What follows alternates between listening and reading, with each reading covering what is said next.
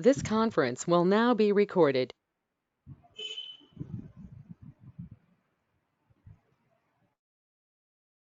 This conference Yes, will sir. now be recorded. So welcome to everyone. We are from PNC Global Systems, and we are leading Industry 4.0 system integrator in India. Okay. So the moment we talk about system integrators, we got expertise across all different Industry 4.0 ecosystem in place. So we got capability from IoT, 3D printing, artificial intelligence, data analytics, RPA, and the complete set of I 4.0 skills. And we are executing a lot of projects in the market for last 4 years. And these are a couple of clients from our side. In fact, we did the RPA project for Kane Energy, the leading oil and gas exploration company from India, and we did couple of IoT projects for Lucas Stevens, and we did 3D printing for Magna Process. So BHEL, we did a large senior management Industry 4.0 workshop from Tiruchirappalli.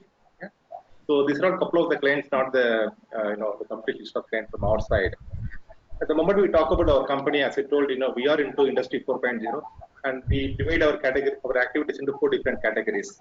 And if we talk about I 4.0 product development, and we are developing a combination of IoT, cloud, and machine learning solution to measure close to 20 parameters from operation and maintenance function. Okay, what happens, the moment you talk about Industry 4.0, always people are thinking that it is meant for big companies. We want to break the myth, yeah, and we want to make a solution so it is affordable to the small player from the market, like medium, small, and micro industries, yeah. And anyone want to use this particular solution, there is no capex. It is only opex environment. I would say it is very affordable. I would say per sensor they need to pay only 900 rupees per month. But as the part of this package, they are going to get the world-class product, cutting across IoT, cloud, as well as machine learning. And also, we are developing another project from blockchain and the cloud solution. Again, it is meant for small players to address the procurement challenges from the current market context. And also, as I told, we are doing I 4.0 project for last 4 years. And for TVS Group, we did IoT solution. And for another TVS group of companies, we did RFID-based asset tracking. And for a leading oil and gas company, that is Clean Energy, we did robotic process automation. And for another leading engine mold manufacturing company, we did augmented reality, virtual reality.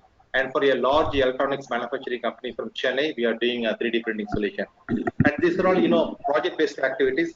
Apart from that, for a leading US-based MNC as well as leading Indian-based manufacturing group, we are working with them for next to 5 years strategic roadmap to implement Industry 4.0. So we got capability to execute strategic Industry 4.0.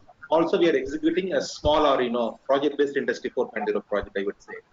And also the third one is assessment and auditing, because any company want to go for I 4.0, that is a paradigm shift for the company, right? And obviously they need to understand that there are certain requirements they need to fulfill before they kickstart the Industry 4.0. So as part of the service offerings, we are doing the assessment and auditing for those companies. In fact, we are capturing around 60 questions from 10 important organizational functions, and we are dividing companies into 5 different maturity level. Maturity level 1, 2, 3, and 4 and 5. And also, we are going to offer the strategy consulting. Yeah. For example, there is a client, they want to move from maturity level 2 to 3. What they supposed to do? We are offering end-to-end consulting service to them. Yeah. And finally, we want to give more importance.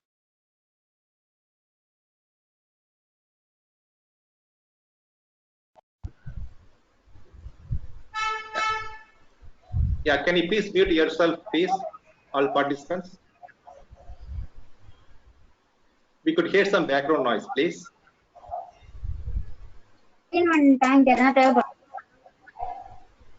Yeah. Okay. Yeah. And also, we want to give more importance to the competency building activities.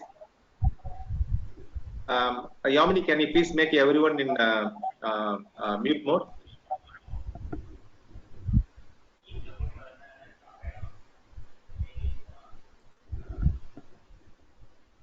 Yeah.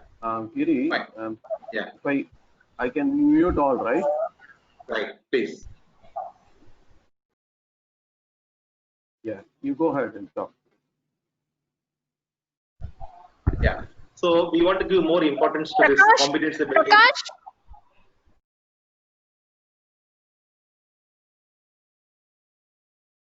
And we want to give more importance to the competency building. And having said that, we are offering Industry 4.0 projects to multiple client base. For example, universities, we got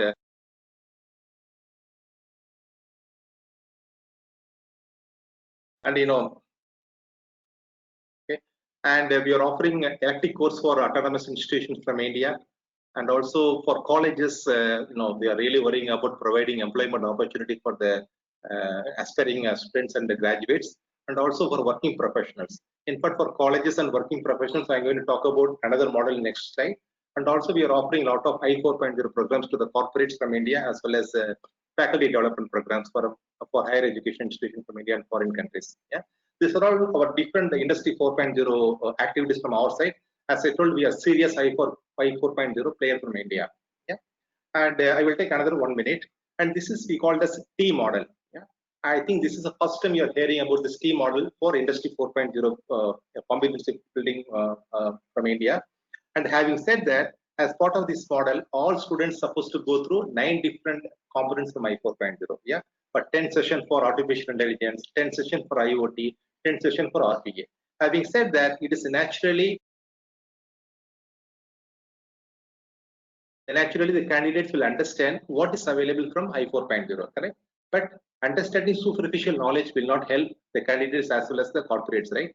So we want to provide a detailed training program to the candidate based on the capability. Having said that, they will go through this horizontal understanding about Industry 4.0, and also they are going to get detailed knowledge about a particular skill set from Industry 4.0, correct?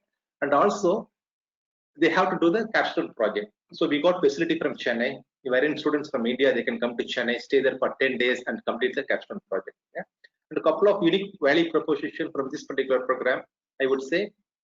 And I'm going to make a bold statement. And 7 of our own clients, the Industry 4.0 clients, they shown the interest. Who were completing this particular certification program, they want the candidates to appear for the interview. Yeah? Having said that, there will be 100% opportunity to appear for interview, but it is up to the candidates to clear the interview through the interview process. Okay? That is the value proposition from our side. And a couple of value propositions are, this is the first program from India following the pedagogy model. And also this certification is accredited by the leading Indian university. I think all of you heard about Crescent University, right? A leading deemed university from Chennai, India. And they are going to accredit this particular program. Having said that, any student got this particular certification, the value addition will be very high from the industry. Their acceptance, I would say. And also the entire program will be predominantly delivered by the industry professionals, and also a couple of faculty from very good institutions. And it is a high intensive, I would say, very high. And we plan to offer both the weekend as well as weekday courses. And we are going to leverage world-class learning management system. Starting from enrollment up to the course delivery, everything will be happen in the seamless manner from the LMS system. And this model is available for all our customer segment, corporates and colleges and universities, and even for elective courses. Yeah, and come to today webinar initiative. It is our corporate social responsibility initiative, because we want to promote the Industry 4.0 movement from India as well as geographies. And as part of the series, every 2 weeks we are offering a free seminar to talk about emerging technology as part of the Industry 4.0 ecosystem. And why we are doing that one? Because we want to create the awareness among the participants from India, and also you can get benefit from our programs, or even Industry 4.0 consulting services. And having said that, today we are going to talk about 2 important components: the IoT and big data and analytics. I think all of you heard about IoT and analytics, right? But for analytics, the big data play a very big role, because big data will transform unstructured into structured data. Then only the analytics will start the work. Yeah? And also the entire solution nowadays, it is running on the cloud. So having said that, today we got excellent faculty from our side, Professor Renuka Devi. In fact, this is the first time we are seeing such a massive amount of qualification as well as certification from any given faculty, I would say. And Professor Renuka Devi got BSc MSc Statistics, and she did an MBA from a leading institution from Coimbatore, and she completed a CA Inter, and she is pursuing CA final. And right now she is doing a prestigious program from Great Lakes Institute of Management from Chennai that is called as Great Lady. Yeah. And also, if you see this, and also she completed UGC NET as well as SET, a very tough parameters to be completed by any faculty. And also, she completed a lot of certification. I would say, I think I will take another 5 minutes to read the certification, so I will skip it. And to talk about Professor Renuka Devi, she got 5 years experience from corporate as a data analyst, and right now she is actively involving with the delivering, courses for leading business school from India. And she already delivered a couple of faculty development programs for higher education institutions from India. And she got expertise from almost all the leading field as on today. For example, the financial engineering and financial management, operation research, statistics, and also she got interest from Toastmasters Club, that is spoken language initiative, as well as TED circuits. Okay, I think today we are going to have very good session from Professor Renuka Devi. So in fact, this is our contact details, so you can reach us for any time to achieve your Industry 4.0 expectation. Yeah. So thank you very much, participants. I will hand over the session to Professor Renuka Devi. Yeah. Renuka Devi, madam, I am going to pass the control to you now. Yeah. Yes, sir. Please. Yeah. 1 minute. Yeah. I will make you as the host. Yes, sir. Yes. Yeah. So I'm going to stop my presentation, so you will take it over. Yeah.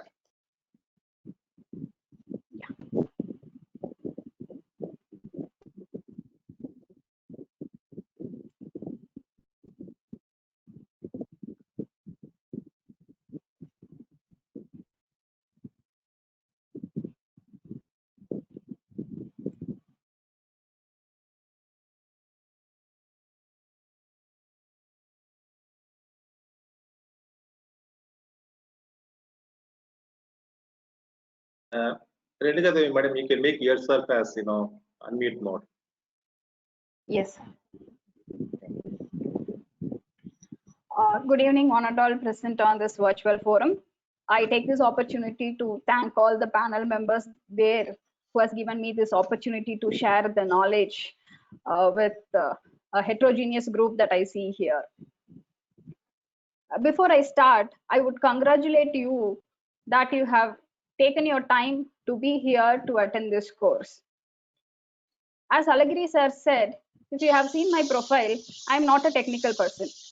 I'm an arts and science student. I have completed my statistics graduation only.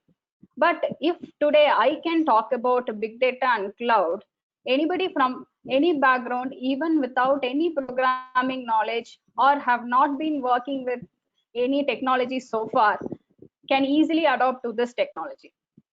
Because now the technology is available everywhere and at very low cost. Having said that, we'll get into the session. Let me start with we'll start with big data, then we'll move into cloud computing. I think I have shared the long one. Please excuse me and give me a few minutes.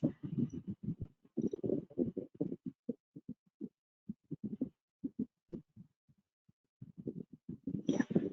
So we'll start with big data. What is big data? If you are here, I understand that you are influenced by this buzzword big data. Actually, big data is not at all a technical term. The term big data is given to the traditional data that is already there just because of the increasing size. Take an individual, yourself. Earlier, you had only your PC where you store all your data. Later, when you started collecting several data, you shifted to pen drive, which is of maximum 16 GB. Later, when data started growing, you started taking photographs, you started recording music, you started recording videos. Your pen drive was not enough and you shifted to an external hard disk. And now even external hard disk of 1 terabyte is not enough for an individual as such. Now we are moving into cloud. Of course, every individual, not only the manufacturing company, not a pharmaceutical company, not a marketing company, even an individual is using the cloud that you use as your Google Drive. You're shifting all your data files into Google Drive. Of course, every individual is using a cloud technology, and the data what you have is a big data. Why it is termed as big data?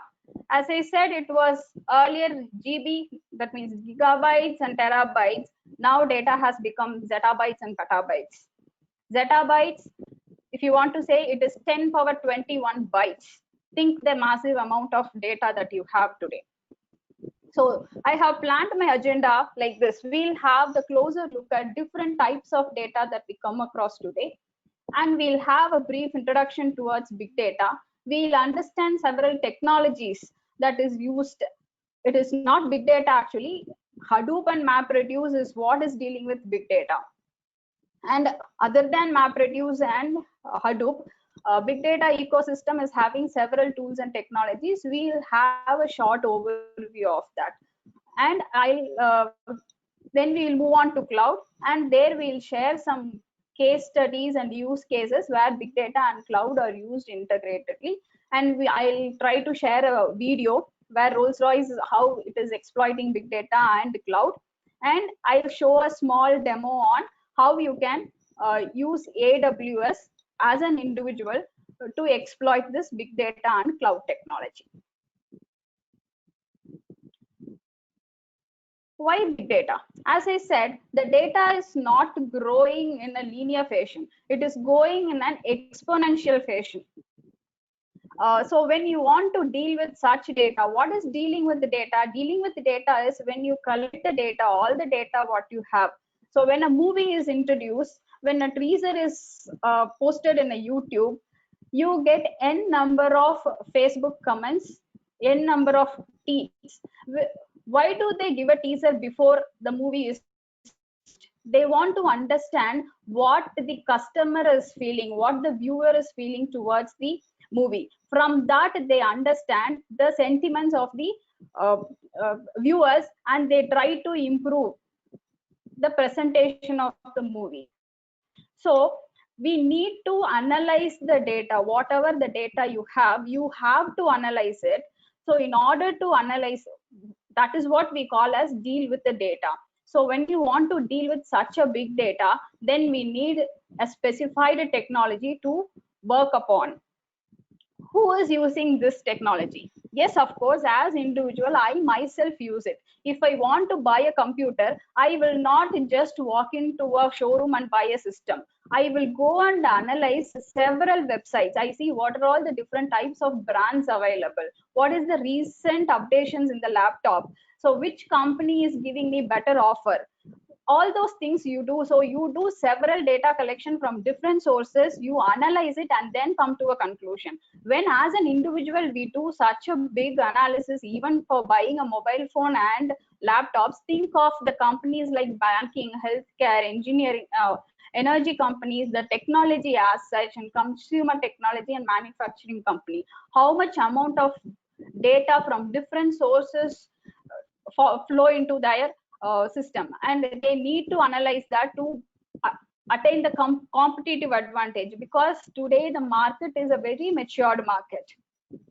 Take any sector, all the sector is now attaining its maturity stage. So when it attains maturity stage, they have several competitors. To attain competitive advantage, they have to exploit this big data using several technologies to on the top of the table.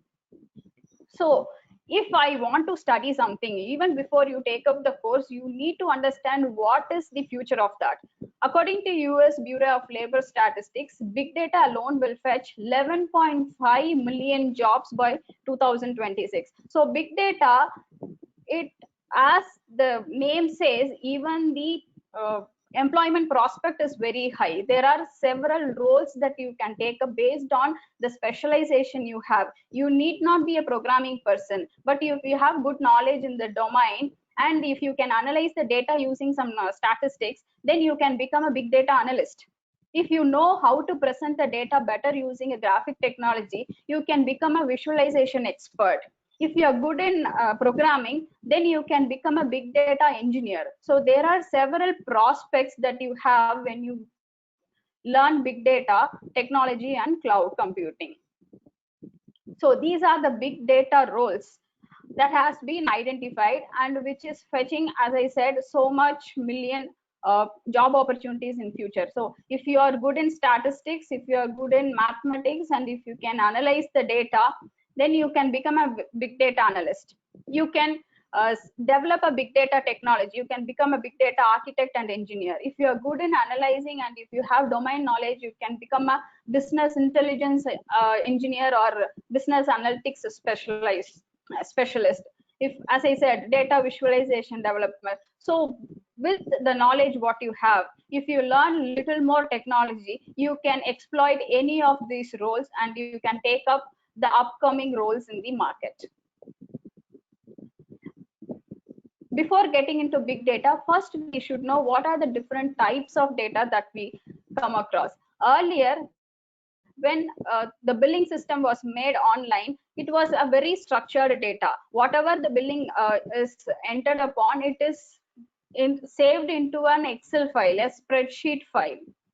It was very structured. They had a very defined columns. They know what each column represents and what each row represents. It was a well defined and well organized data, which is very easy to access. So if I give you a data in Excel, you can just do a filter and pivot table and take any data that you want and do an analysis. So structured data is very easy to understand. But because of this Internet of Things development and social media development, the data that flow in today is unstructured. Even the tweets that we put today is a data for a company. The photos, the images that we get every day is an unstructured data. You don't have a definite structure. When a video is uploaded, that video is an unstructured data. It doesn't have a structure to do it. So we have to convert this unstructured data into a structured data. For this, we need big data technology. Then there are several data which are semi-structured. Semi-structured in the sense, if you consider an XML document or a JSON file, there is a definite structure. You know, if a programming is given, it will have a main program, it will have an object, and it will have an output segment. In that way, it is structured. But what happens inside is an unstructured data. So even to deal with that thing, we need a big data. So when this only 10 or 15% of the data that we deal today is structured, all other data is either unstructured or semi-structured. So to compare, what is this new data? New data is the another name that I have given for big data versus traditional data. New data, as I said, it is larger in size, but traditional data is very smaller in size. Larger in size, it is in zettabytes and petabytes.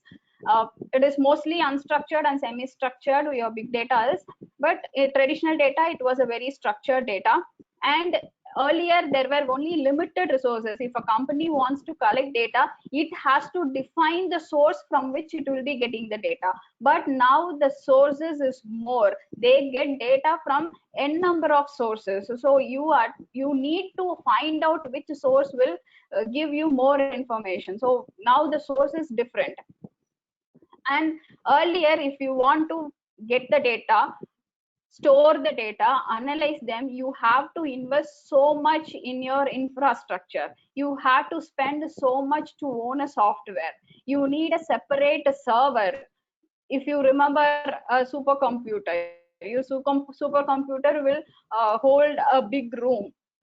If you want to store the data, you yourself in your infrastructure should have the storage system. But now, because of cloud technology, everything is made as cloud technology, virtualization. Your infrastructure, your software, everything has now virtualized. It is enough if you have a basic system, and if you're having a better internet technology, you can access any infrastructure or storage or server operating system at a very low cost. Low cost in the sense, it is like pay by use technology, like electricity. Whatever you use, you pay for it. Similarly, whatever technology you use, you pay for it. So it has become a very low cost affair today. And the traditional approaches, there were very limited approaches even for analyzing the data. But now there is a radical shift that, like as you have heard, machine learning, artificial intelligence. Now when you have n number of data, you can train the data again and again to get a better model. You can test the data, you can validate the data and come to a better model that will help you to predict your future. So there is a radical shift in how the data is analyzed and even how the data is visualized. So this is the difference between traditional and new data that has emerged, and why big data is now a buzzword. So these are the few factors that will influence the role of big data. One is what we were seeing all this time, it is data explosion. So data is coming like anything. Even in a day, around 300 to 500 videos are uploaded in YouTube.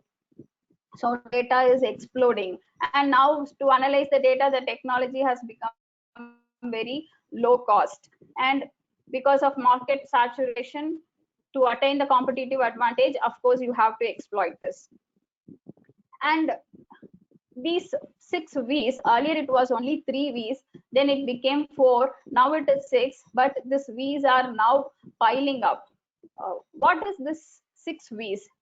These 6 V's were not there in traditional data. When big data was able to satisfy all the 6 V's, now this has become the characteristics of big data.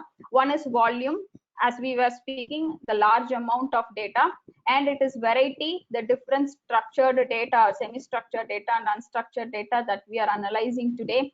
The speed in which data is generated. So you need a place, you need the capacity to observe all the data and store them, retrieve them and analyze them. And veracity, whether the data, from the degree of trustworthiness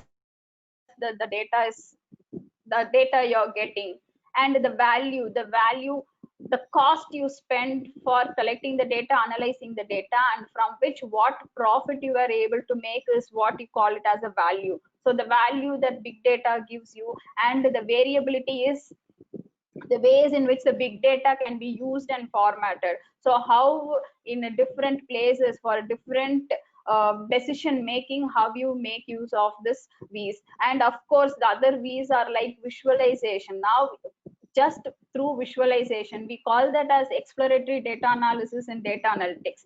Before building several models, we first have to do exploratory data analysis, which is nothing but we visualize the data. Through visualization itself, we can understand so many things about the data and make the basic decisions. So visualization is one of the V's of big data. Next is vulnerability. Vulnerability is the big problem today. The data that you collect, the analysis you do should be very safe with you. Even yesterday or day before yesterday, we got a news like the hackers are trying to hack the formula of the COVID vaccine. Right? So the data that you store should not be vulnerable. It should be free from all the threats. So the V's are growing with the developments in big data. So this is the definition. If you understand, usually whenever you read a subject, if you can understand the basic definition given, you will understand. It's like you have understood what the technology is. So if data is varied in its structure and its size, of course, different structures and heavy size, and the time, the velocity in which it is coming, the processing needs, the speed in which you have to process, and scaling requirements. This data is growing every day, so you need elasticity to accommodate that data. Having expanded to such an extent that single computing system, the PC that you hold in your home, on your desktop, is unable to meet those demands, then the data is called big data. So when these characteristics are met, then you call that as a big data. So these are the several sources from which we get the big data, like social data, all the Facebook comments, the tweets, the link. From the tweets, the people are trying to understand the sentiment of the investor, the sentiment of their customers, the sentiment of the voters, the politicians, all the IAS officer. Most of the politicians are having Twitter.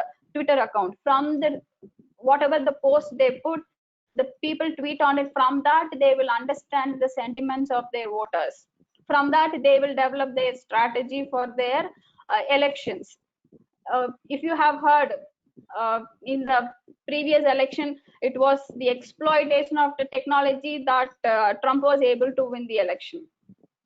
So it was one of the news that why Trump was able to win the election. So this social data is playing vital role. Only by understanding the customer sentiments, the companies can develop products that can satisfy them. Then machine data. Machine data is nothing but, if consider an automobile company, they are developing an engine. They will do a trial run. From each trial run, they will be recording so much of data, right? They do simulation. When simulation is done, several data is generated, and they have to store it. They have to model it to understand whether the engine that they are manufacturing is an efficient one. The GPS data, what you see when you go in the roads, when you access your GPS, it will say a kilometer from here it is of heavy traffic. Okay, even recently I saw a video. A person he switched on his GPS system, was having around 100 to 200 mobile phones hanging on a hanging in his vehicle. He was traveling over a bridge. Then it said that the bridge is heavily traffic. So even the GPS system is giving you so much of data. Then transactional data. Think when offer is given in Amazon and Flipkart, how much of transaction is happening, and they have to record everything. Even if I go and visit a product, if even if I'm not buying, I'm just going and surfing Amazon, they will record that. And when you log into the Amazon, they will give you the product. This is what you were interested yesterday. Now we have an equivalent product with a different offer. So even every click that you make in Amazon, every website you go and search, that is a data for the companies. They will record all those clicks. Even a single click that you make is recorded by the companies to understand what is your need at this moment, and they will start recommending you the product. So recommendation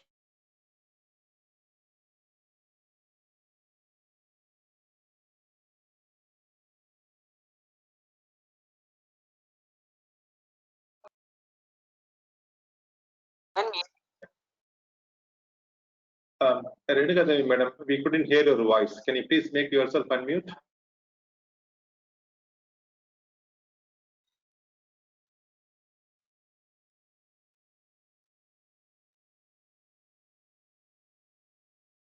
Yeah. Renuka Devi, madam, we couldn't hear your voice. Can you please make yourself unmute?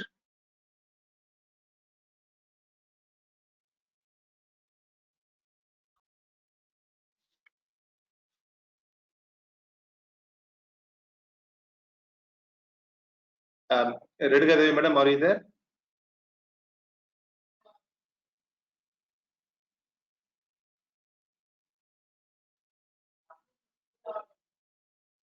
Sorry for the disturbance, participants. Give me a minute. Let me connect with the faculty.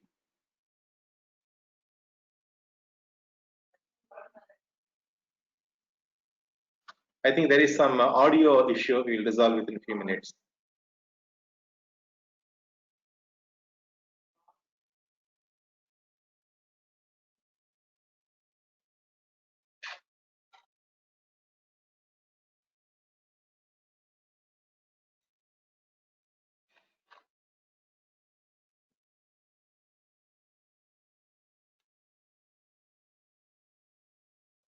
Hello, Yamini. Can you please try to contact Renuka Devi, madam?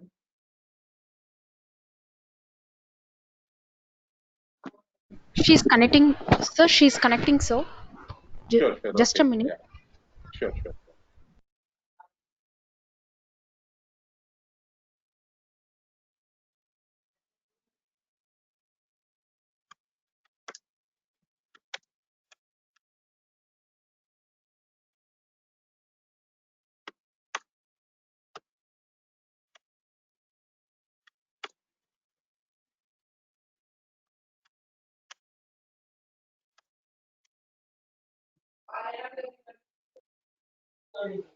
So participants, till Renuka Devi is joining the call, I could request you to park all your sessions or questions, clarifications, everything aside, so that at the end of the section you can ask it to Renuka Devi.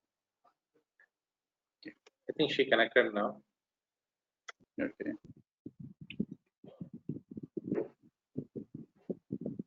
Yeah, she's back actually. Let's carry. Yeah. Sorry for the interruption. I think there was a network glitch. Yeah, no problem. Please go ahead, madam. Yeah. Thank you. Yes, sir. One. Yeah, we could see the slide. You're on the same page. Oh. Yeah. Okay, sir. Type and sources of the big data. Yeah. Yes, sir.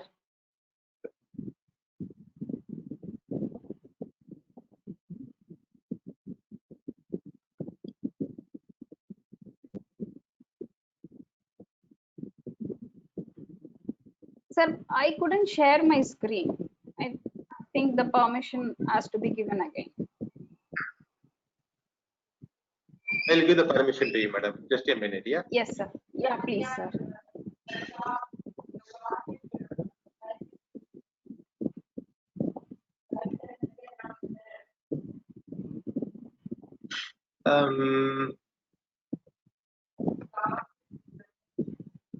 Yeah. So you switched on your camera, madam?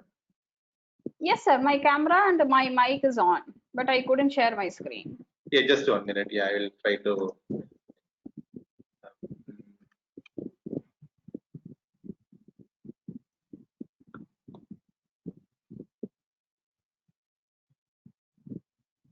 Yeah, Yamini, madam, can you please try to give access to madam?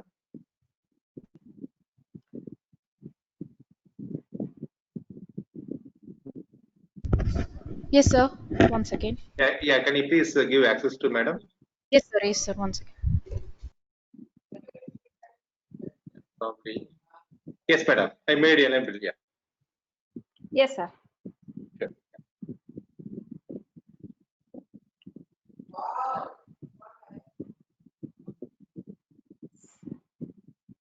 You can now. Yes, sir. There are several companies that are using a big data. One such company is Rolls-Royce. So Rolls-Royce use that for location tracking, and here is what they use. It is R-square data that they use. We'll see a short video of some 2.5 minutes to understand how they use this technology to do their data analytics.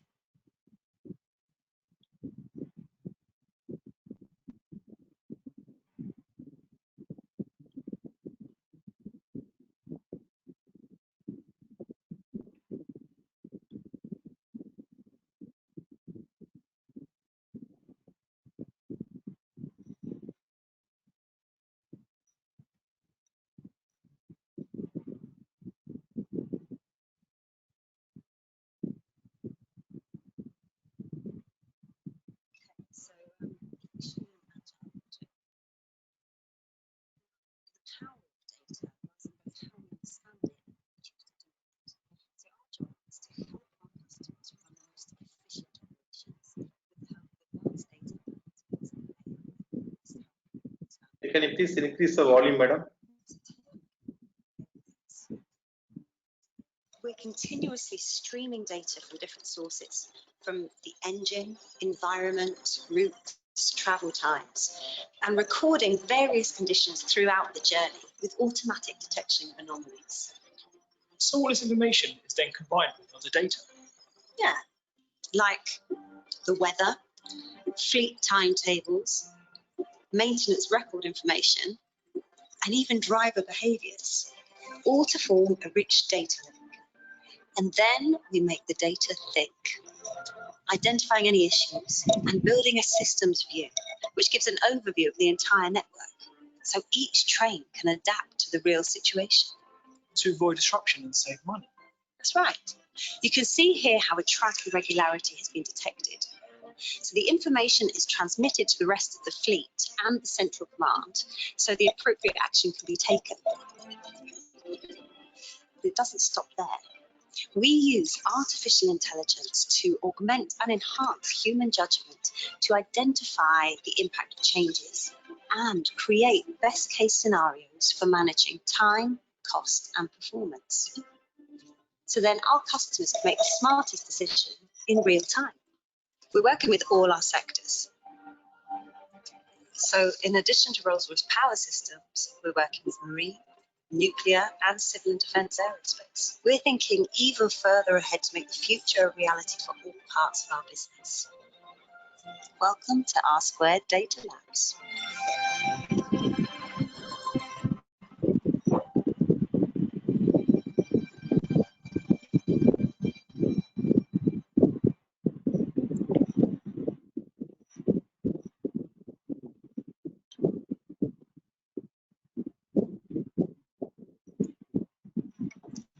So that's a very simple example. How do they? It is also the exploitation of your Internet of Things. You have to collect several devices. Internet of Things is nothing but connecting several devices, and from several devices you get the data and you analyze it. So here in Rolls-Royce, they wanted to understand when their logistic is moving from one place to another place. They want to understand every single thing, the temperature in which it is going, the track condition, even they wanted to use augmented reality to understand the person's sentiments. So Rolls-Royce is using R Square. They use Internet of Things, they use big data, they use cloud technology to be on the top of the table. So this is what Chief Scientific Officer of Rolls-Royce is telling. We have huge clusters of high power computing which are used in the design process.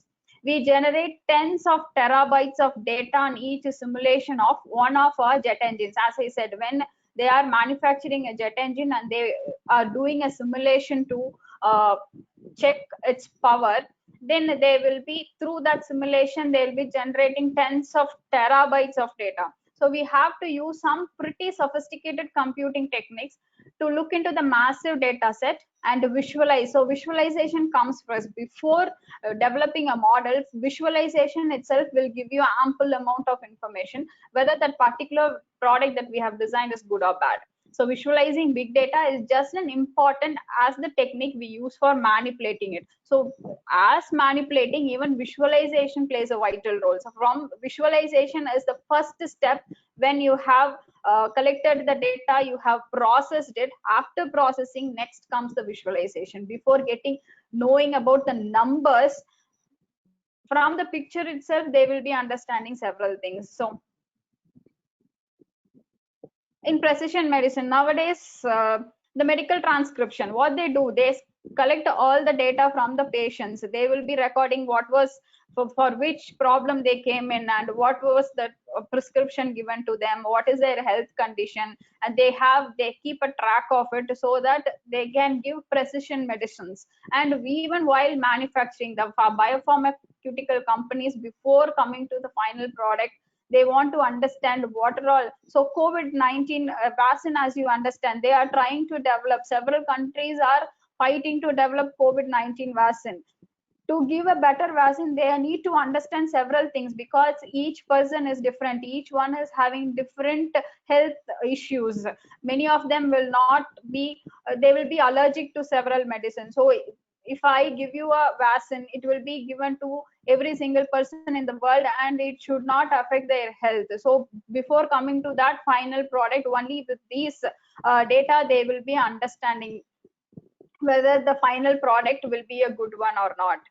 Fraud detection and handling, of course, when you apply for a loan, now applying for a loan, or if you want to open a credit account, it is very easy. Within 10 or 15 minutes, you will fill in your application. If you give your PAN number, if you give your details, they will have a credit score. Credit score is nothing but they will have track of your financial transactions, how you have been repaying your loans, how you are using your credit card, what is your family size, what is the expenditure you make, what is the income you are having. From that, they will understand if I give you a loan, whether you will be able to repay it or not. And for fraud detection, even if the credit score is good, There are scenarios where people might will not pay the loan amount. So all those things for fraud detection, and these banking sectors, the data what they have is very precious. It has to be kept very safely. So they should have a better security system for fraud detection and to handle the data. Next is for advertising. As I said, every click of you, what you do on a website is recorded. If I start searching for I faced a scenario. I was talking like, I do not know. I'm studying big data, but when I see my mail or my Facebook or my LinkedIn profile, everyone is studying big data. Then what?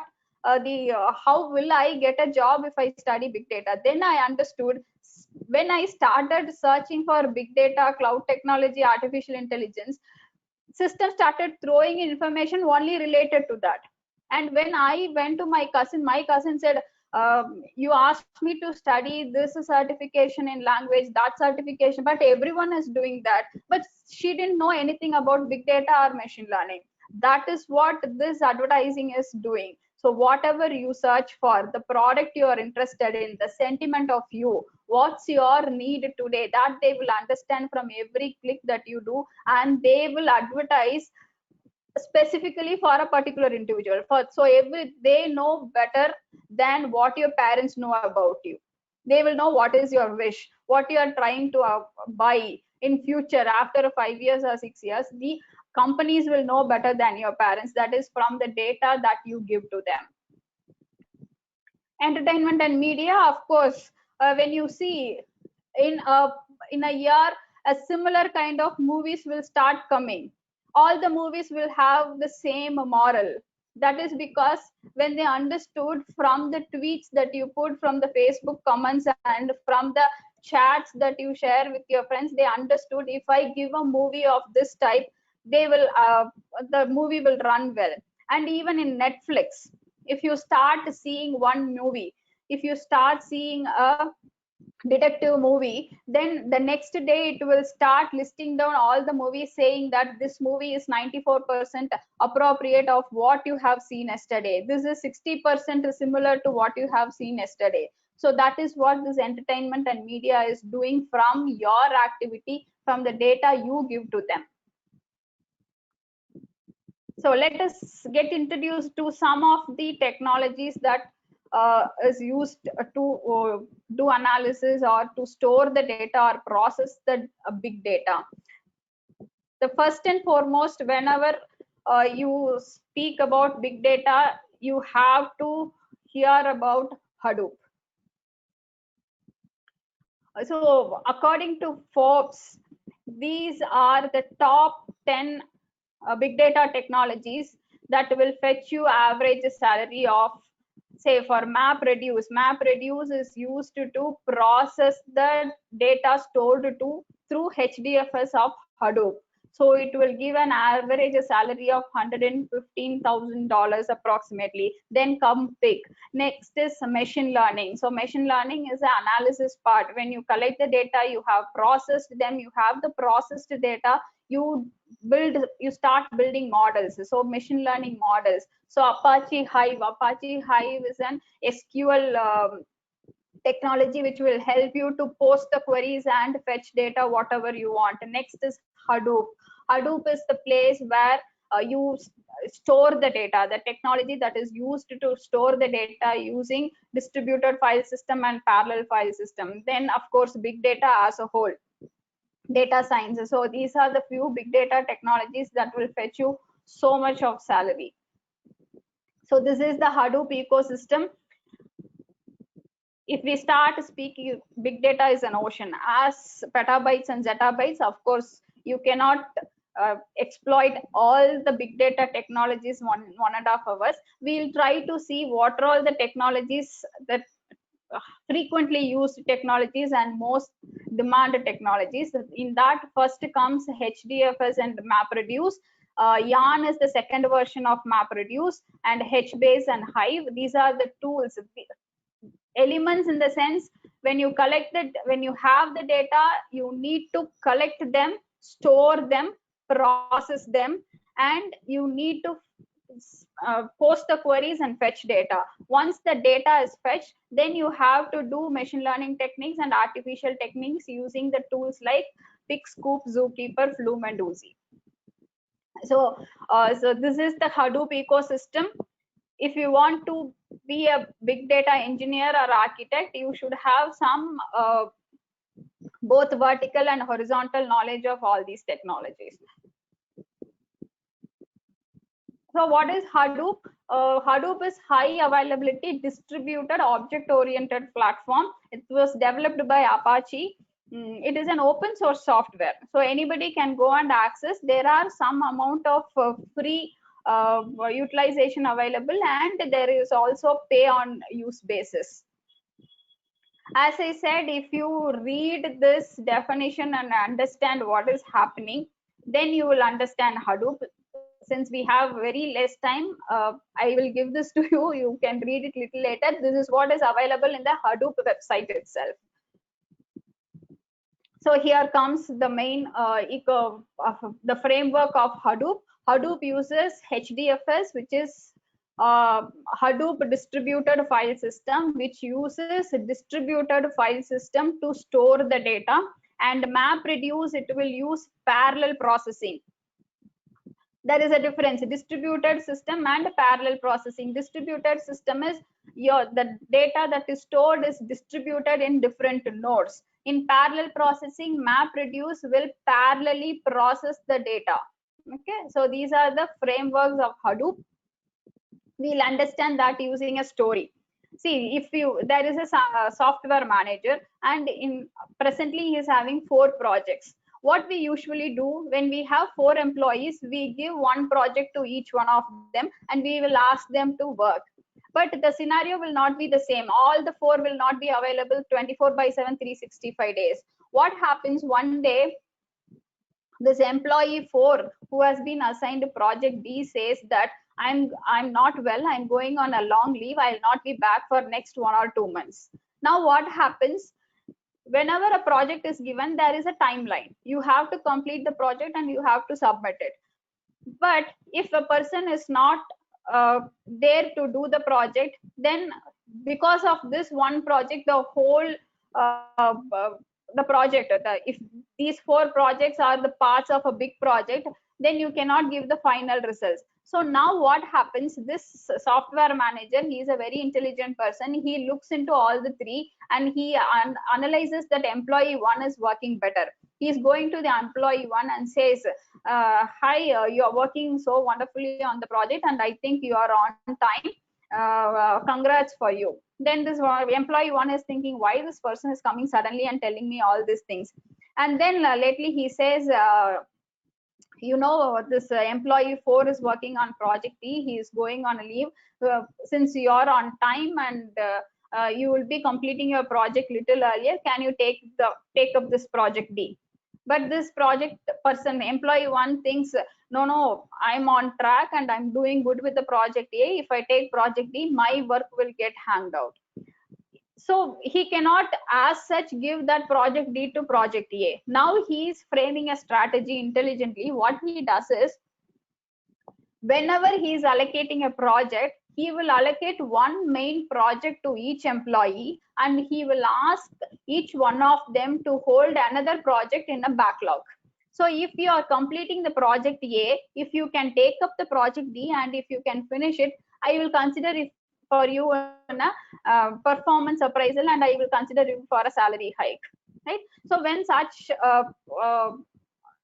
deal is given, no one will avoid it, right? So this is the intelligent strategy followed by this manager. The same intelligent strategy is what followed by Hadoop. Here, this software manager is none other than the master node. Your HDFS works in a master-slave architecture. So there will be a master who will have the control over all the technologies. He will have control over all the data and he will allocate the resources and he will allocate the data to their slave node. So this, all the employees are slave nodes and the software manager is the master node. The master node will have the metadata. He will have that overall data. the master node will distribute the data. It will divide, say for example, if you have 500 MB of data, it will be divided into 128 MB each and will be given to every slave node. So here big chunk of data is divided into smaller chunks and it is stored in different data nodes. So this same master slave technology is what is used by HDFS, Hadoop Distributed File System. Here a single file is distributed by the master node to the slave node in small chunks. We will understand using an example. So this is how I wanted to compare. So this project manager is the master node, as I said. Here all your metadata will be there and the data will be distributed in small chunks to the slave node. So this is how it works. There are three components. These are the three core components: name node, data node, and secondary name node. Name node is the master node, data node or the slave node. Name node will have the metadata. If I want to give you a very layman example, name node is like the index of your book. So index will have the topics that is covered in a book and the relevant page number. Similarly, name node will have which data is stored in which data node. Okay, so index is nothing but the IP address, of the place in which the data node is stored. So the data node will do all the process and it will send heartbeat. They call this as a heartbeat. That is, it will send a signal to the name node. Only if this signal is received from the data node to the name node will understand that the data node is functioning well and there is no problem. Okay, this is how it works. The secondary name node plays a vital role. Though it is named as a secondary name node, it is nothing but the backup for the name node. Whatever happens in the name node is made a copy with the secondary name node. Think what happened. This name node is the place where you have all the addresses. Think this name node gets corrupted. Like your friend, you have a 2000 page book and your friend has tagged the index page and has gone. You don't have the index page. If you want to find a particular topic without the index, think how difficult it is. If name node gets corrupted, it is highly impossible to find where you have stored your data. That's why there is a secondary name node which will have the copy, which is a backup of name node, which will support the name node to function efficiently. So like our computer, there is also a buffer memory and main memory. So buffer memory will have the recent changes. So whatever you do, the recent changes, if your computer suddenly goes off, the recent changes will not be stored.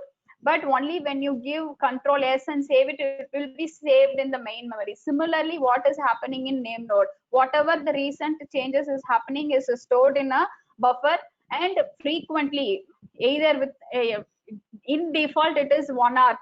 Every 1 hour, the recent changes are stored in the main memory. And the same changes is communicated with the secondary name node also. So this is how this Hadoop distributed file system works. So as I said, a name node is the master node. It has to receive the heartbeats from the data node. Only if it receives, it will know that data node is working efficiently. It is like the index page of your book. Next is data node. Data node is where the data is written, where the data is saved. It is the slave node. All the works to be done by slave node. It is tracked by the job tracker is none other than the name node. Next is secondary name node. It is like a housekeeper node. It is the checkpoint. It is the place where all the edit logs and FS images. These are very technical. Maybe if time permits, we'll see into that. Only thing what you have to remember is it is nothing but a Xerox copy of your index page. So how data is stored? So name node, for example, you have a file size of 380 MB. It has to be stored. What it will do is the default file size is 128 MB. The 380 MB will be divided into 180 MB chunk, another 128 MB chunk, and the left, whatever is left, it need not be in default 128. So it is divided into the chunks of 128 MB, and the last piece, whatever is remaining, is stored in the data node 3. So this is how it will distribute your data. This is how this distributed file system works. The whole file size of 380 MB is an example, but you get data in zettabytes and petabytes. This 380 is divided into 3 chunks and it is stored in 3 different nodes. Now you will have a doubt. What if one of my node fails? So my data is gone? No, that fault tolerance is there in HDFS. What it does is it always stores your data in 3 copies. Why 3 copy? There is no specific rule. It can be 2 or 4, but they have identified 3 copies as the optimal size, optimal number of times. So to understand this, I have given this 128, 128 and 124 in different colors to see how it is stored in 3 copies. So let us assume that data node 3 fails, then this part of data is gone. You can never retrieve it if it is made in 1 copy. So what you should, this is the proverb. If you are into finance, you know, don't invest everything in one particular stock. Don't put all the eggs in single basket. If something happens, all the eggs are gone. So always put eggs in different baskets. You should have diversification. That is the advantage of splitting the data into small chunks and storing them in different data nodes. So 3 times is default. I divide this 380 into 128 MB. I store in 3 copies. So in this track, I store 128 MB. Here, I store 128. The same copy is here. So even if this fails, I can retrieve data from here. Yes, that's why HDFS always stores data in. Of course, you can already data is coming in petabytes and zettabytes. When you make 3 copies, again it is redundancy of data, but it's okay. If you lose it, then everything is gone. For that, it is a trade-off, right? For losing the data, to save your data, and for redundancy of the data. So there should be a trade-off. So these are the few examples of Hadoop distributors. We have Cloudera, Hortonworks, IBM, MapR. These are the companies who are the Hadoop distributors. There are quite few, but I have given only 4 as an example here. So what happens so this is all about HDFS. HDFS main function is to divide the big data into small chunks and store them in 3 copies in different tracks. And MapReduce is the one that will help you to process the data. So to understand the working of the MapReduce, I'll give you a short example. This is nothing but there is a chartered accountant. He wanted to check a account of a company. You know, there will be several ledgers like sales ledger, purchase ledger, creditor ledger, debtor ledger, and in debtor they'll be having hundreds of clients. And if supplying creditors ledger, they will be having 50s and 60 of suppliers if it is a big company. If he himself want to sit and do the analysis, do the calculation, it is very difficult. Say for example, if he is having 20 different ledgers, it will take 8 hours for him. This is an assumption. It takes 8 hours for him. So instead of that, what he does is, could you please unmute yourself? Yeah, thank you. So, I request the participants to mute yourself because it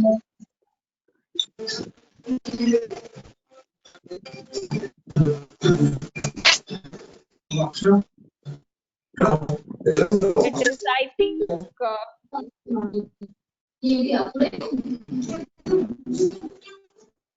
Ravi, Ravi, can you please mute everyone so madam can talk?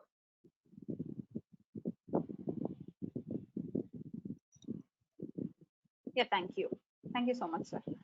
So the best strategy is divide the 20 ledgers into 5 ledgers, give it to his article assistant, ask them to do the calculation and give the report, and he can sit and consolidate the report. So each one of them will take 2 hours, so totally it will be taking only 2 hours, and for him to consolidate it will take only 1 hour. Instead of spending 8 hours, he can spend only 3 hours to do it if he can ask his employees to parallelly process them. So this is what is happening, you parallelly process the data.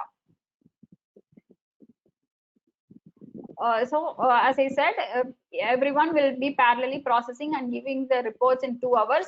He will sit and consolidate it for an hour, and it will take only 3 hours. So parallel processing is the key here. Hadoop MapReduce. You can wonder why this elephant. Nowadays, people name their even Python is a language. Why it is named Python?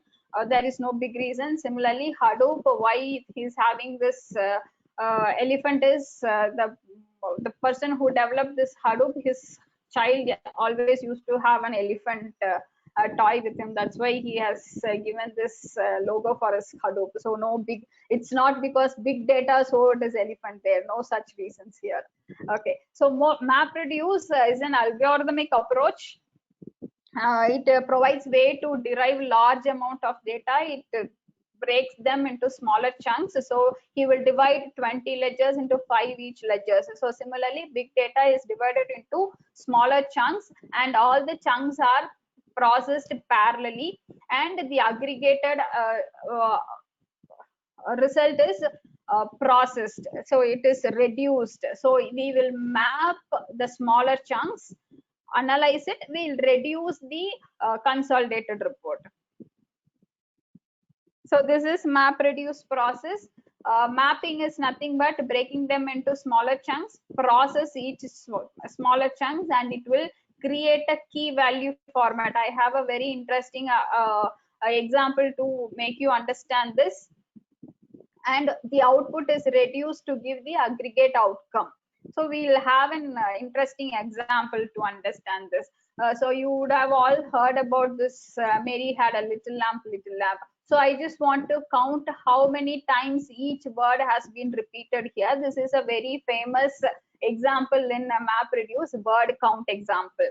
I want to count how many times each word has been repeated. So my input is nothing but the first 6 lines of this rhymes. What the MapReduce will do is it will split your 6 lines into 2 lines each.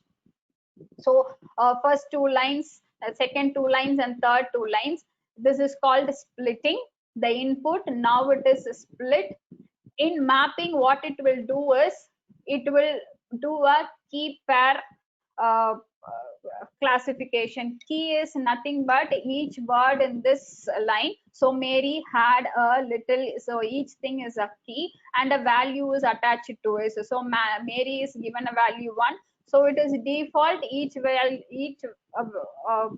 will be given a value 1. So same happens in all the 3 chunks. Then a shuffling happens. Shuffling is nothing but each key is taken and its corresponding value is listed. So for each key, they will consolidate all the 3 outputs and it will list down all the values. And in reducing, so this is called mapping. Creating a key value pair is a mapping. After shuffling, what they do is they consolidate it. So this key, how many number of ones are there, it is counted and it is given 5. So this is nothing but I have 20 ledgers, I divide them into 5 ledgers, each one is being processed separately and each one is giving the report. The same is what is happening in reduce, and after reducing the result is given in key value. So Mary is given 5 times. So this is the consolidated. This is separate report. This is consolidated report. This is what is happening. MapReduce is, this is a very simple example, very basic example.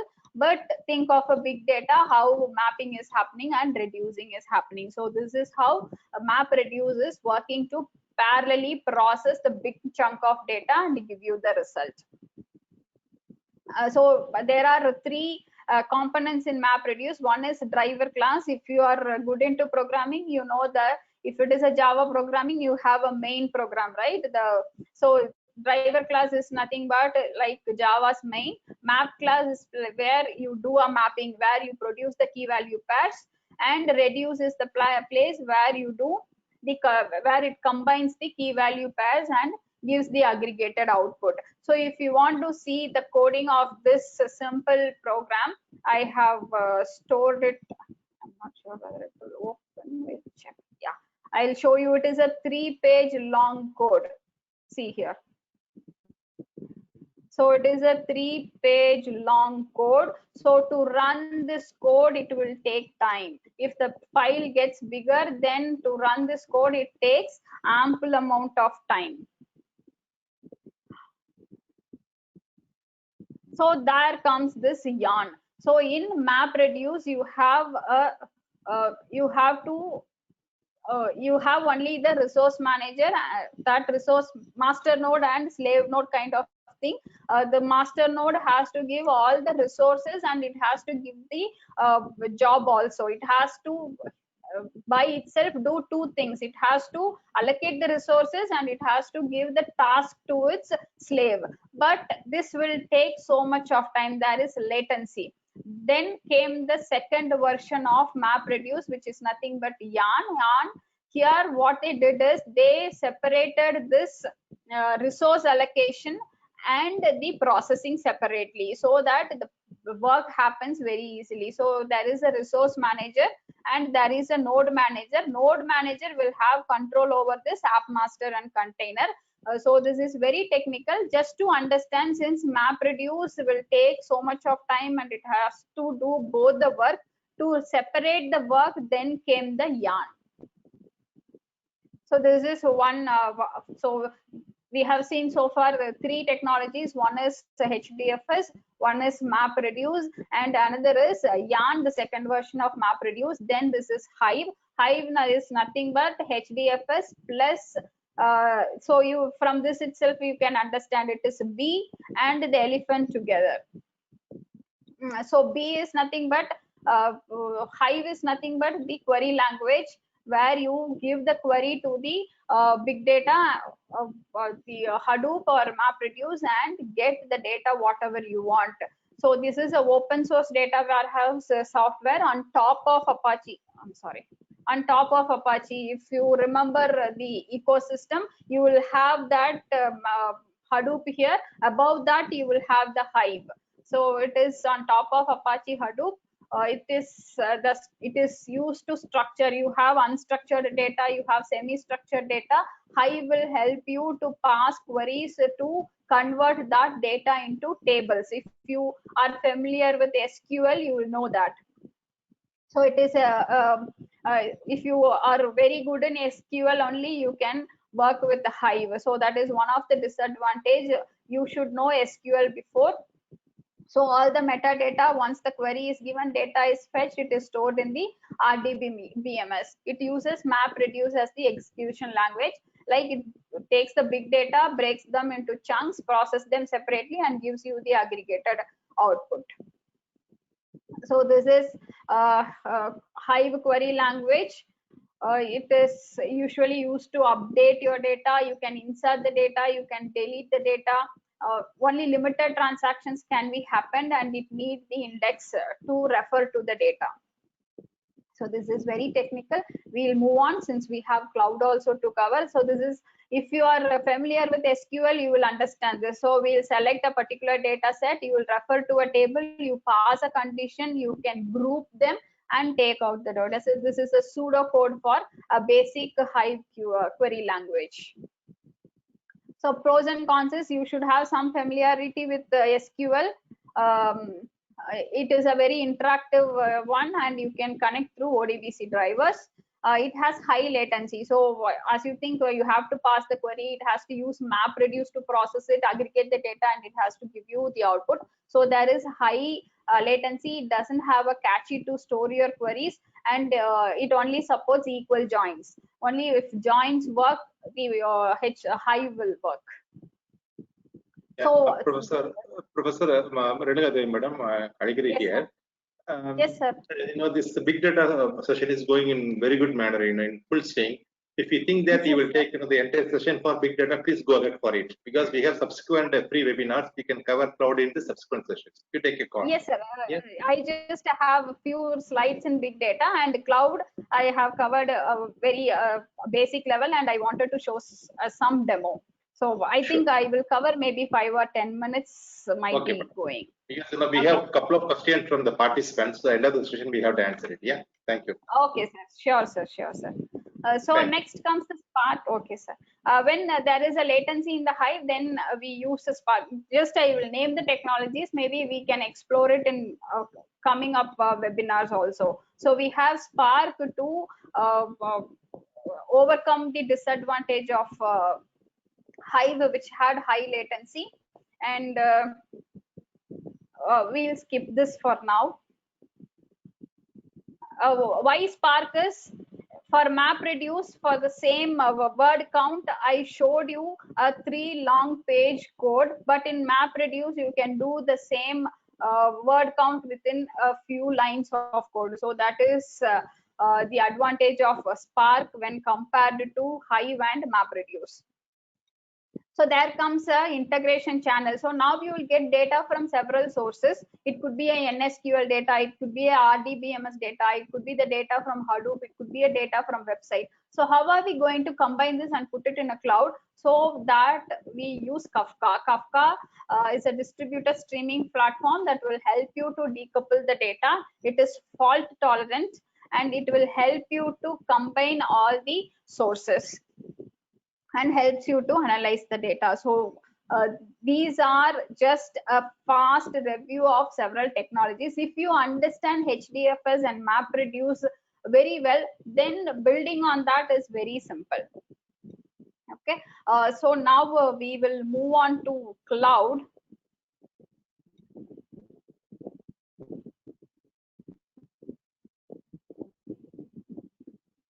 So cloud. So we'll see what are the attributes of the cloud and why cloud is necessary, and we'll see some service models and deployment models. What is virtualization in cloud? Without virtualization, there is no cloud. Who are the cloud providers? And I'll show you how to log into AWS, Amazon Web Service, and you can use the free tier to you can explore several things there. Just I'll tell you how to log in and what are all the things available there. Maybe later you can go and explore it. So the origin is right from it started from grid computing. Grid computing is kind of intranet.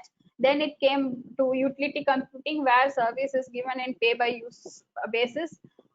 Then came the software as a service, where you nowadays cannot own a software. You can only subscribe to a software and use it.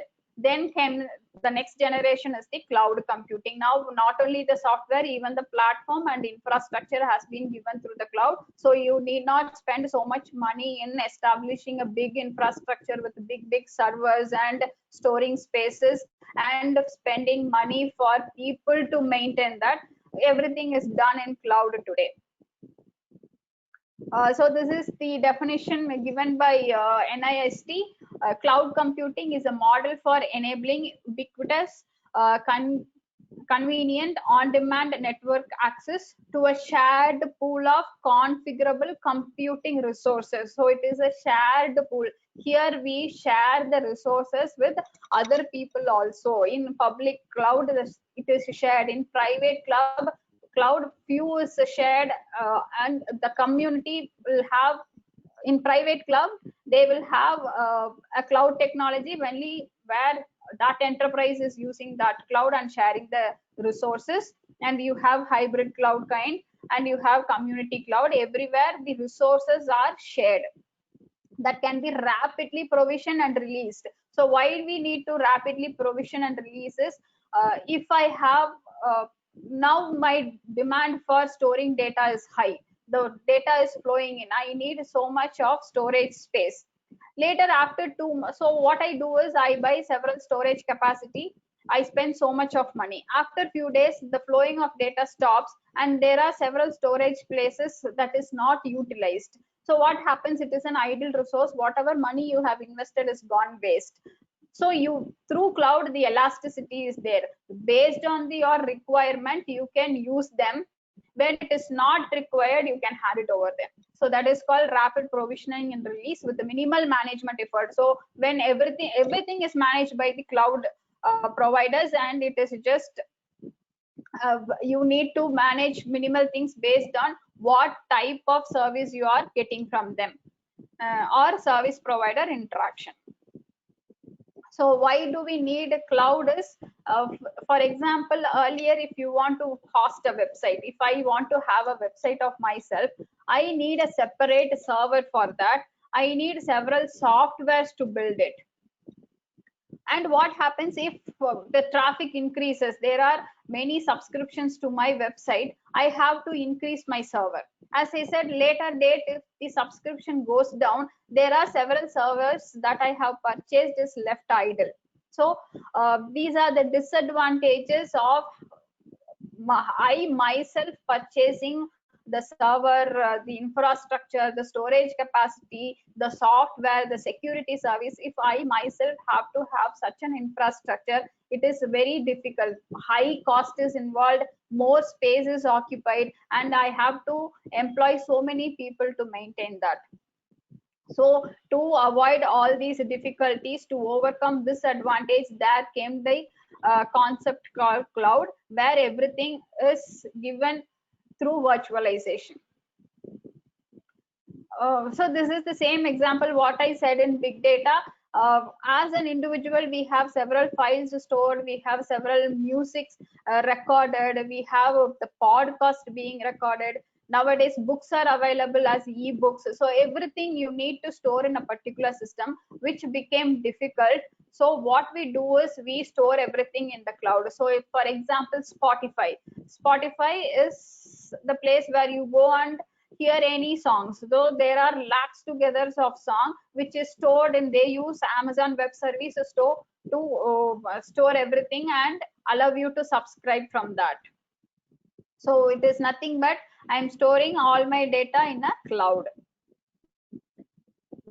These are the attributes identified by NIST, those who have given the definition of cloud. It is on-demand self-service. So if you go and see Amazon Web Service, as per your demand, if I wanted to do machine learning model building, I can access only that particular service. If I want to access Hadoop and store my data, I can access only. So based on my demand, I can design my infrastructure in the cloud. So it is on-demand self-service. Broad network access. So if it is a public cloud, so through internet facility you can access, and if it is the private cloud, you can use local area network to access it.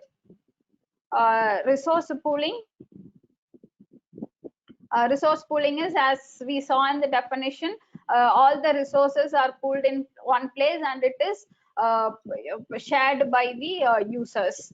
Rapid elasticity and expansion. Based on your requirement, you can access the service, and if that service is not required after some point in time, you can release them also. Measured service. So it is pay by use basis. Only the amount of service you utilize, you pay for them. So these are the attributes of cloud. So these are the cloud offerings, which is nothing but the service model. So they give infrastructure as a service. They give platform as a service, which is nothing but your Google App Engine.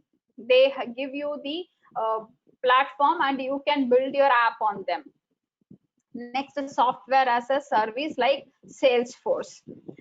We'll understand this with an interesting example, like pizza as a service. So if I myself have to prepare a pizza, what I have to do, I have to prepare everything, right from the pizza base, cheese, the vegetables.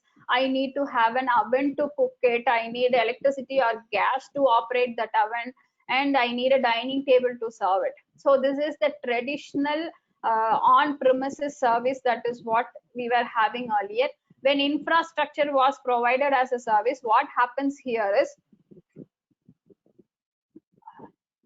what happens here is, excuse me. So it is enough if I have the pizza dough. It is enough if I have an oven to cook it, a gas and dining table. I will buy the pizza dough, sauce and all the toppings ready-madely available. I assemble them and cook it. But when platform is given as a service, it is enough if I have a dining table and some other soda to drink. Everything is made and given to me, like your home delivery. So pizza is prepared and pizza is ready to use and it is delivered at your doorstep. When software as a service is given, it is like going out to a pizza center and having a pizza. You need not have anything. It is enough if you go there, they will serve you pizza and you can eat it. The same concept can be carried over here. So when it was an on premises, I need to have everything. I need to have servers, I need to have storage facility, I should have the better networking facility, I should have the operating system, the data, the application, everything I have to purchase and develop on my own. When infrastructure was given as a service, it is enough if I have my own operating system. I should have my data and my application to do it. But other things, the servers, storage, and networking is through which virtualization is given to you. You can access this. You need not own a server on your own or a storage facility. When platform is given as a service, what happens is it is enough if you have your own application and the data. Other things are given through cloud, through virtualization. You can just access it. It is enough if you have a basic system. When software as a service is given, everything is given, even data and application, everything is given to you. And it is enough if you have a basic system to access it and work upon it. So deployment model, how this cloud is deployed is actually it is three major components: public, private, and hybrid. And community is used within a similar kind of industry like Salesforce. Public cloud is publicly available, anyone can access it. So those who are subscribing to the public cloud, they can utilize the services. Private cloud is utilized by one particular enterprise. They will have the access only to the private cloud, like NASA. Like they have their own private cloud because most of the data are very secured data. Hybrid cloud is this combination of public and private cloud. Whatever can be given, whatever can be stored, or whatever can be accessed publicly, it is given to public cloud, and which is the sensitive data is stored in the private cloud. So this is the deployment model. So without virtualization, there is no cloud computing. Virtualization is nothing but, see, I have a Windows Server system. If I want to do HDFS or MapReduce, I need Unix or Ubuntu. In Windows, I cannot do it. So I need to buy another system. I need to install Ubuntu or Linux operating system. It is very difficult. So you cannot have a single system for different operating system and application. So I need to do virtualization in which there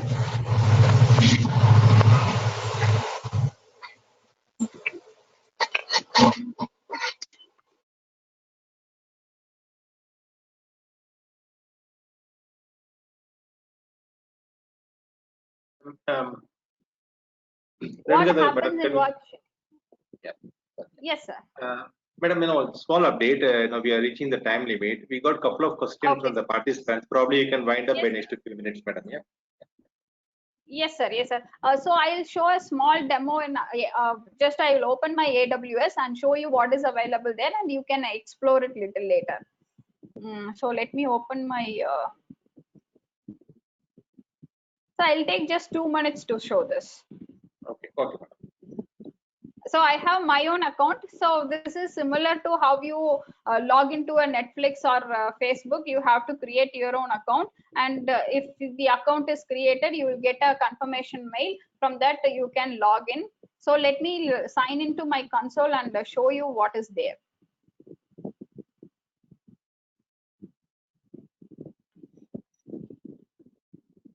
So I'm using the free tier. If you access it, you can use 21 tools and technologies of AWS free of cost for 1 year.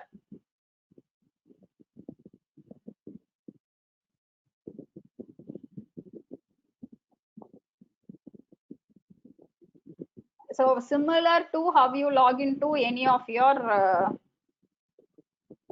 Facebook, Twitter, LinkedIn kind of, you have an user ID and password, you can log into it. Once you log in, you will go to the dashboard. So this is the dashboard. If you see the services, you will see the number of services given by AWS. So in spite of having Google, who's providing you the cloud service, IBM is providing you the cloud service, but AWS is having more than 200 of services given to you at a very cheap cost with high security. So you can see, you can even do Hadoop and MapReduce here. You can do analytics, any kind of analytics here. So all data analytics, model building can be done under this. So you can go, and this EC2 is the place where we do Hadoop. You can create a name node and a data node to store your data. So this is the EC2 database. You can see here, I have created 4 instances. So I have 1 data node and 1 name node and 3 data node. I have 1 key value pair to log into it. So these are the, this is the AWS software. You by yourself, it is free for 12 months. You can go access it and explore, and you can understand what happens here. So that's all from my side. Maybe I can take a couple of questions. Yeah, thank you very much. Excellent session, outstanding. Thank you very much, Professor Renuka Devi madam. And we got a couple of questions. One question Yes, from sir. Mr. Raja Chandrasekharan is saying that what if the error comes from the internet connection? How the data will be stored, and what about the security features of my data? He's asking about So internet connection. Yeah. Yes, sir. So internet connection, as I said, in HDFS, every 1 hour, whatever is there in the buffer memory is stored in the main memory. You can even change this 1 hour into, if you are if you are not sure about your internet connection, you can even decrease the time or increase the time. So it is there. And based on the security, there is a myth that if the data is stored in the public cloud, it is available to everyone. No such thing. If you go to this AWS, you can understand, if I create even a open source thing, there is a security group. So whenever you create a data node and name node, simultaneously a security services is also provided by AWS, where your data is very safe. You need not worry about it. Of course, there are hackers, there are intelligent hackers who can hack into any system. In spite of all those disadvantages, we need to have some hope and start working on that. Thank you very much, madam. There Another are question people from, who can break in NASA also. So hackers are more intelligent, I think. Absolutely, madam. Absolutely. Thank you. There is one more question from same gentleman, Raja Chandrasekharan. He's asking, nowadays, a lot of fake news coming in the social networks like Facebook, WhatsApp. What actions will take to prevent this news? Because people more confused with which is real, which is fake. Yes. Now, as like in your email services, now they divide the system by itself. Whenever a mail comes in, it divides into spam and not a spam. Right? That is a model developed. So model is evolving every day. It is evolving. Even I have lost some money buying something through a wrong website. But you have to analyze before doing something or before believing something.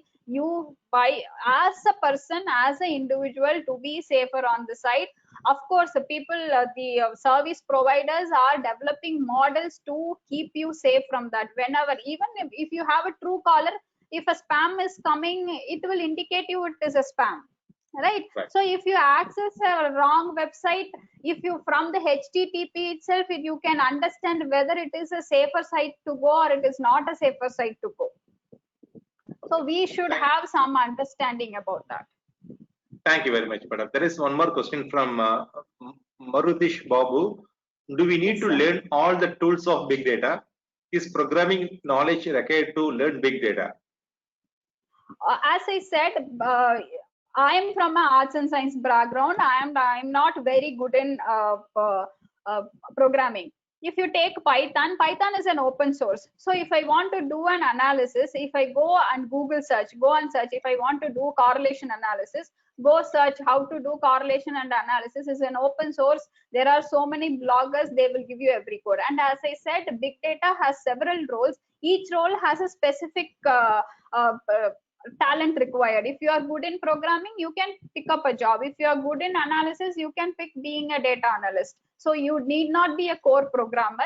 Based on the role you take up and based on the qualification you have, you can pick up the roles. Fantastic, madam. Yeah. The next question from Harita Rajkumar. If possible, can you please show us HDFS and MapReduce in Hadoop portal? Okay. Hadoop portal. This is in AWS. If you log into AWS, as I show you, you have EC2 dashboard. In this Right. EC2 dashboard, if you want to see the instances, you can do Hadoop in AWS itself. You can create data node and name node and do it. So you can go and explore it. Okay, thank you, madam. There is a question from Mr. Charlie Thomas. Good evening, team. Yes, sir. Ethical exploitation of big data. Let me repeat, ethical exploration or exploitation of big data. Where would we stand in future? Yes, of course, whatever you take, there is some ethics to be followed. Okay. So as an individual, we ourselves have to have some ethics when doing big data exploration. As the previous person asked for, there are so many data coming in, how to understand which is fake and which is not fake. Of course, there are several ethical breaches. It will happen, it will increase in future also, but all the service providers are taking initiatives to keep their service receivers safe from that ethical breaches. Thank you, madam. There is a question from Mr. Bharat. Any role available for a business function consultant in big data? Business intelligence is there. So if you are good in your domain, and if you can understand how this data works, you can get everything is outsourced now. Now you have the data. Being a business analyst, what you do is you can outsource the data, ask them to analyze, get the results, and being good in domain knowledge, you can give consultancy services. Okay, thank you. And we got excellent feedback from the participant, like well done, wonderful, really appreciating. Yeah, there is a question from Mr. Pradeep. Hello, ma'am. Do we require statistical knowledge as mandatory for a big data analytics? If you get into analytics, I will tell you, you need not be a core statistician. It is enough if you understand what a particular tool helps you. If you understand what is exploratory data analysis, what correlation will tell you, why probabilities, you need not know about probability. What is the role of probability in building naive-based models? Okay. So it is enough if you understand the concept and if you know to interpret the data. So that is enough. You need not worry about the calculation. Everything a system will give you. Yeah. And there is question from Roy Neha. Hello, please explain how this gets relevant within the Industry 4.0 certification. Yeah, probably I can answer this question, madam. Is it okay? Yes, yeah. So we are talking yes, about industry. We are talking about Industry 4.0 certification from Feature Connect. Yeah. Our idea is when we go to the industry clients, they want to start some kind of Industry 4.0 project. Yeah. So all the industry people are expecting the candidates with a full understanding about Industry 4.0 ecosystem. Having said that, they have to understand what is AI, what is big data, what is cyber security, right? And also they are expecting candidates to have detailed knowledge about a particular technological component. For example, cyber security or big data. Yeah. Having said that, Okay, if any candidate want to become successful in the industry, they have to understand the whole perspective about the industry 4.0 ecosystem, and also gain knowledge about the particular skill set within the ecosystem. Yeah, that's why we are offering this T model course to everyone from India, Raina. Is that okay?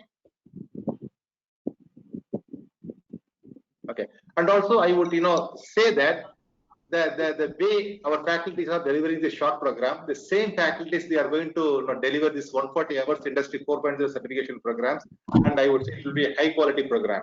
Yeah, so don't miss the opportunity to all participants. You can spread the word across your network. Please make use of this wonderful industry 4.0 certification program. Yeah. So I think thank you very much, everyone. Really appreciating your passions to attend this session, and thank you very much, Professor Renuka Devi Madam. Wonderful session. We really like it. Yeah. Thank you so much for giving me the opportunity, and I thank all the participants for their patience listening. Thank you so much. Okay. Okay. Thank you very much. Yeah. Thank you. Bye.